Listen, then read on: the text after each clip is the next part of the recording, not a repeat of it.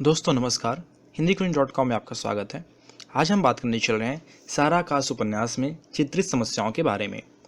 सारा आकाश उपन्यास राजेंद्र यादव जी द्वारा लिखा गया एक प्रसिद्ध यथार्थवादी उपन्यास है। यथार्थवादी उपन्यास की तरह ही इसमें सामाजिक व्यवस्था, रूढ़िवादिता, अंधविश्वास, कुरीतियों आदि पर तीखा प्रहार किया गया है। तो इसमें बहुत सारी समस्या दिखाई गई है। तो आज हम कुछ प्रमुख समस्याओं के बारे में जो उपन्यास सारा आकाश में दिखाई गई उनके बारे में बात करने चल रहे हैं। तो सबसे बड़ी समस्या है कि जो कि संयुक्त परिवार की समस्या। संयुक्त परिवार व्यवस्था भारतीय संस्कृति का एक मूलभूत आधार रहा है। ऐसा परिवार अत्यंत गौरवपूर्ण माना जाता है, परंतु आज युग और मान्यताएं अत्यंत बदल गई हैं। नई मान्यताओं के साथ साथ नए मूल्य स्थापित हो चुके हैं। संयुक्त परिवार की व्यवस्था चरमरासी गई है। आज महंगाई भी बढ़ गई है। एक व्यक्ति का वेतन परिवार का भरण पोषण करने हेतु ऊंट के मुंह में जीरा के समान हो गया है।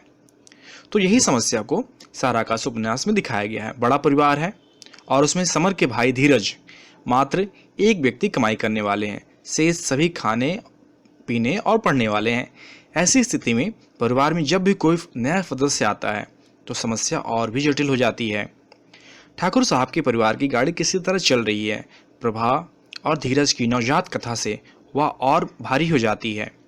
इसी कारण परिवार के सभी सदस्य चाहते हैं कि समर नौकरी करे जिससे परिवार का बोझ कम हो सके, लेकिन जब ऐसा नहीं हो पाता तो संयुक्त परिवार व्यवस्था टूट जाती है। इस उपन्यास में संयुक्त परिवार की व्यवस्था के समर्थक के रूप में ठाकुर साहब को दिखाया गया है। ठाकुर साहब पुरातनपंथी हैं। संयुक्त परिवार के प्रति उनमें गहरी आस्था है। उनकी दृष्टि में संयुक्त परिवार व्यवस्था भारतीय संस्कृति का एक अभिन्न अंग है। लेकिन बहुत सारी परिस्थितियां ऐसी बन जाती हैं जिसमें सीरीज कहता है कि आज की आर्थिक स्थिति में संयुक्त परिवार नहीं चल सकता। आप सोच ही नहीं पाते कि जरा सी भावुकता कितने भयंकर परिणामों को जन्म दे रही है।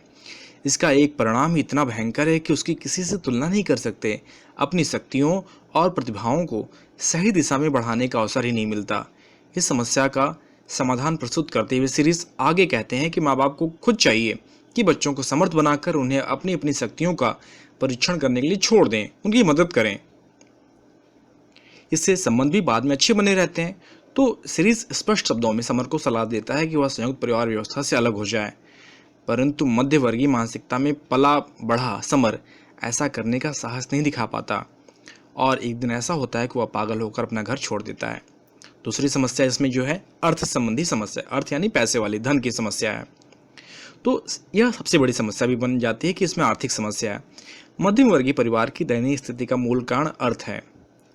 यह वर्ग सर्वदा से आर्थिक तंगी और अभाव से पीड़ित रहता है। इसमें बच्चों का मानसिक, शारीरिक, नैतिक विकास अवरुद्ध हो जाता है। ऐसे बच्चों में अनेक हीन ग्रंथियां पनपने लगती हैं। समर ऐसी विहीन ग्रंथि के साथ जीने वाला युवक है।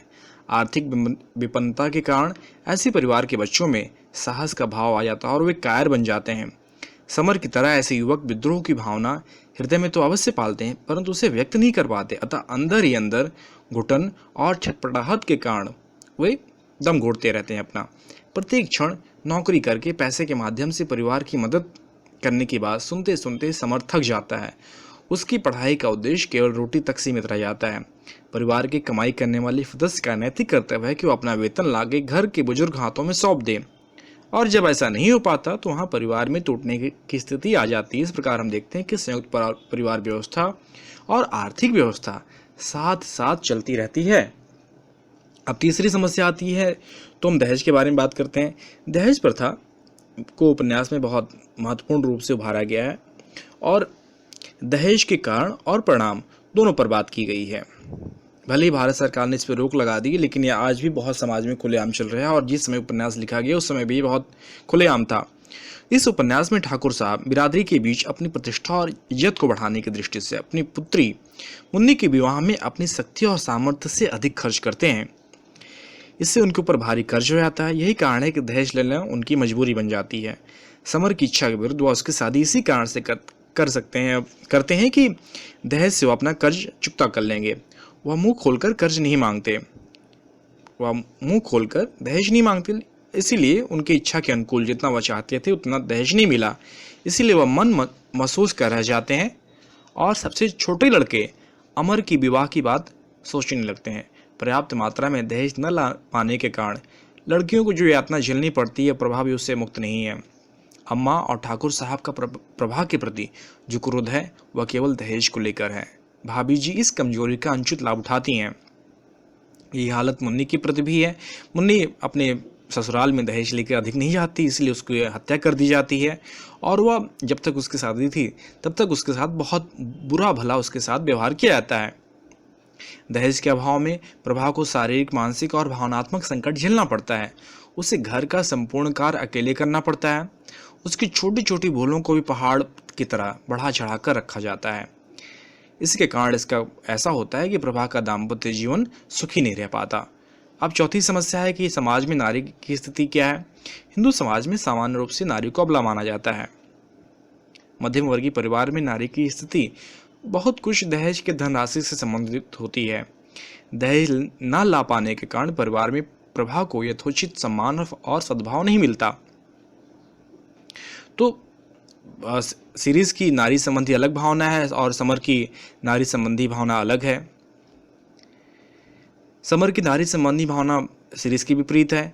यह धारणा मध्यवर्गीय परिवार की धारणा है कि नारी अंधकार है, नारी मोह है, नारी माया है, नारी देवत्व की ओर ऊपर उठते हुए मनुष्य को बांधकर राक्षसत्व के गहरे अंधों में डाल देती है। नारी पुरुष की सबसे बड़ी कमजोरी है। नारी ने बड़े बड़ों को उंगलियों पर नचाया है, लेकिन वह बंदर है जो डंडे के आगे नाचता है। वहीं सीरीज दूसरी बात कहता है कि मजबूरी में घुल कर और घुट कर मरने को भारतीय नारी की सहनशीलता का नाम देकर मत पूछिए। करोड़ों व्यक्तियों के इतिहास से निकाले गए दो नाम सीता और सावित्री में पूछता हूँ, सीता का नाम लेते समय हमारा माथा शर्म से झुक क्यों नहीं जाता?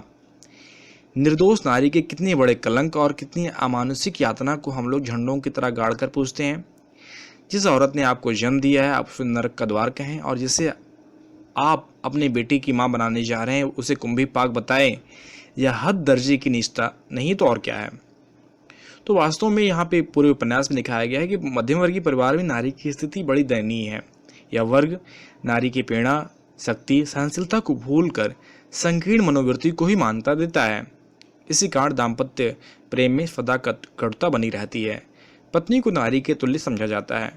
तो इसमें बहुत सारी समस्याएं, बेरोजगारी की समस्या, अंधविश्वास, अब पढ़े लिखों के बेरोजगारी की समस्या, बहुत सारी चीज़ें हैं।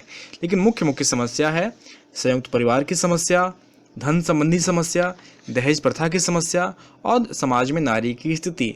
नारी ही नारी के कष्टों का कारण बनती है।